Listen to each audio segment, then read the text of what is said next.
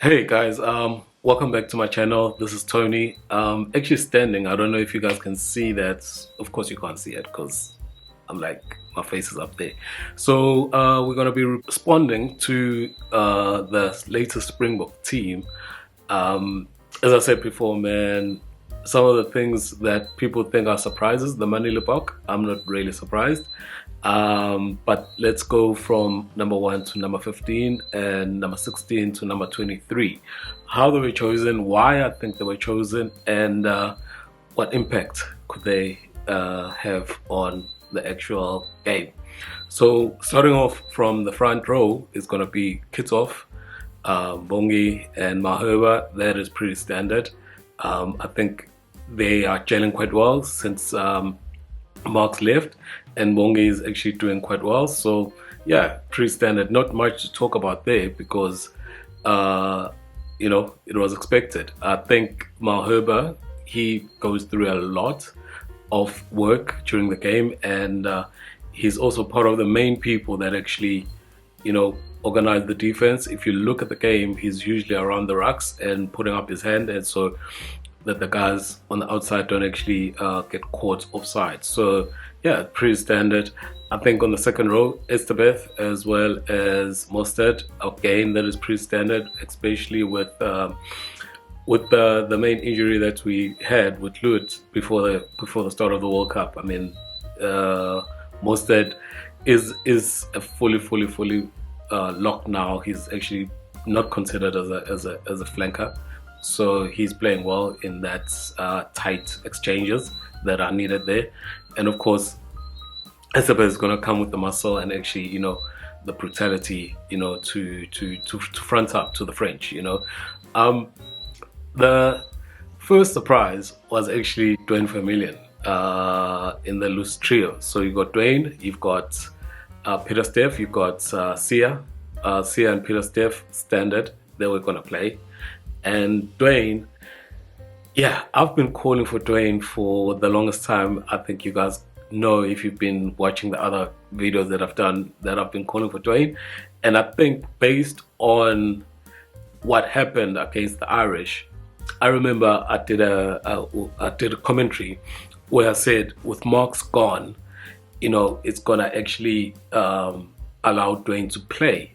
They're gonna be forced to play Duane because of how Duane can actually compete, all right, on the ground, on the rocks. And I thought that will happen in the Irish game. It didn't happen in the Irish game, but now we've got it because I think that's where the Irish actually had most of the ascendancy when it comes to the rocks.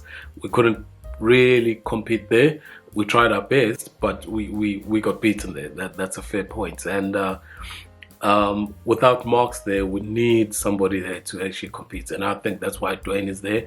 And of course, they tested him out during the Tonga game. If you can go the full 80, and looking at the bench, which we're gonna get to, I don't think anyone is there to actually cover for him. So they're looking for the full 80 from him, and I think he's ready. I think he's gonna give us the competitiveness of the rocks, and that's why he's actually playing.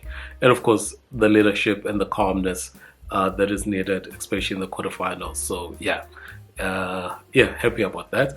The first surprise for me, I didn't see this one coming. I didn't see Cobus Reinach actually starting, so that is a big surprise. And I think why they're playing Cobus is because he's just a little bit quicker. I've complained in the previous videos about Faf, in terms of how he comes to the ruck a little bit slow and a little bit unclean. All right, he's a little bit fidgety when it gets to the ruck. It's like he doesn't really know what he needs to do. I think putting in Cobus there, the game is going to be a little bit faster, and it's going to be a little bit more composure when it gets there. So he's a little bit faster than Faf to actually get to the rocks and get the ball out.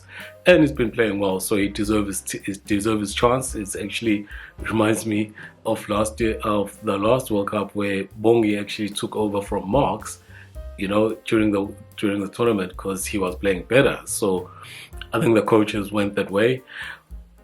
I've got a theory. Personally, I think they actually, if everything went according to plan, I think that Jaden would have been playing. Jaden would have been playing because he's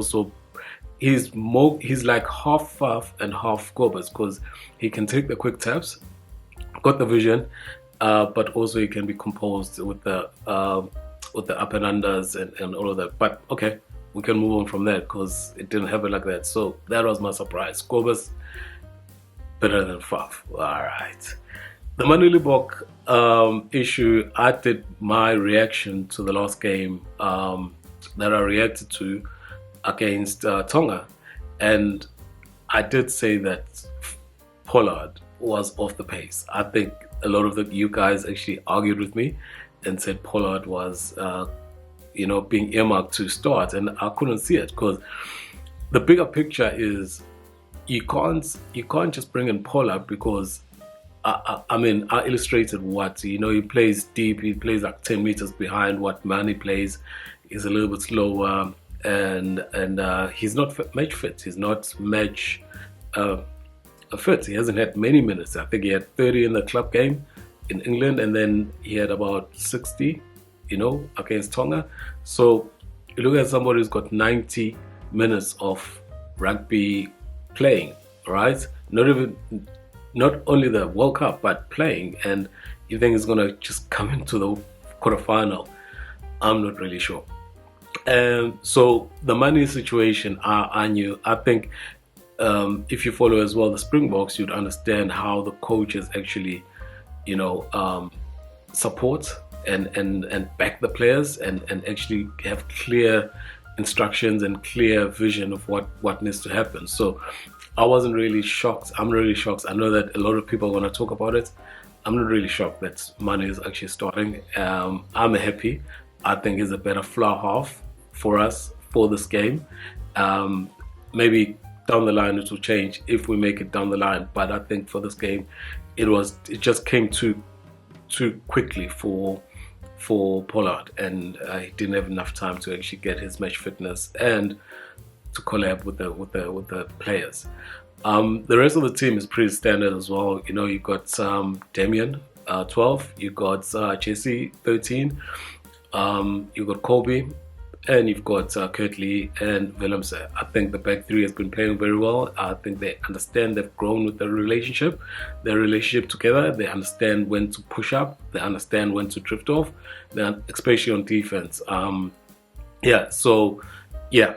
Oh, by the way, another thing that you're gonna see is that we went 5-3. I'm gonna go to the bench now. We went 5-3, but on this Manie and Pollard situation, the reason why, again, is that they couldn't just go with Pollard was that they're gonna have to change the whole team or the whole backline, because now Willie is gonna have to play, because in terms of attacking, and that's why you see him on the bench. You got Willie on the bench, because when he comes on and Pollard comes on, we still need that threat that we can actually score and actually, run the team, and without Manie there, so basically to replace Manie with Pollard, you're gonna have to replace Manie with Pollard and Willie.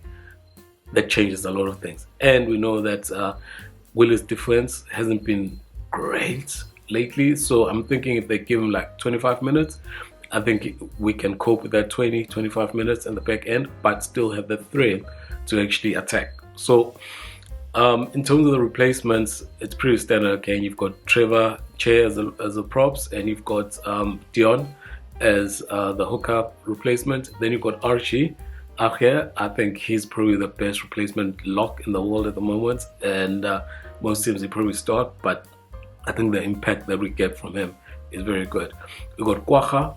Kwacha is probably in the top 5 of the most important players in the team. The role that he plays and the versatility and the options that it gives the players. I think I'm actually going to do another video of the top 5 players that are going to be needed to play at their best, for South Africa to win the World Cup. And I think he's one of them. Kwacha is there as a loose forward replacement. Then you've got the 3 backs, which is Faf. Then you've got Pollard, and then you've got Willie. and I've explained this issue with Pollard and Willie in terms of you can't play Pollard without another attacking threat that we can have in the team, especially with the centers that we have, not the most attacking, but solid. All right. So yeah, I wonder what you guys think, man. I think the biggest surprise is the Cobus Reinach pick, and yeah, the Manie pick. I called it, man. I just could not see how Pollard was actually going to make it. I know a lot of people are going to go on about it. In terms of the game plan, if you look at the team, I think they want to go as fast as they can. You're probably going to see at the start of the game, you're probably going to see the similar game plan that was used against New Zealand in terms of going for the points and putting pressure and just trying to camp in the French half, and more especially 22, and hopefully we can get enough points to actually, when the guys come in the second half, they can actually, sort of play the game out and control the game. That's what Pollard is good at, but also have that extra, ball strength that we can actually hit them if should we attack with Willie. So I wonder what you guys think. I'm happy. I think this is a brave call in terms of the game plan, because it's just going one way in terms of what we're expecting. And yeah, I wonder what you guys think, man. Let me know. And yeah, can't wait for Sunday. Cheers, I'm out.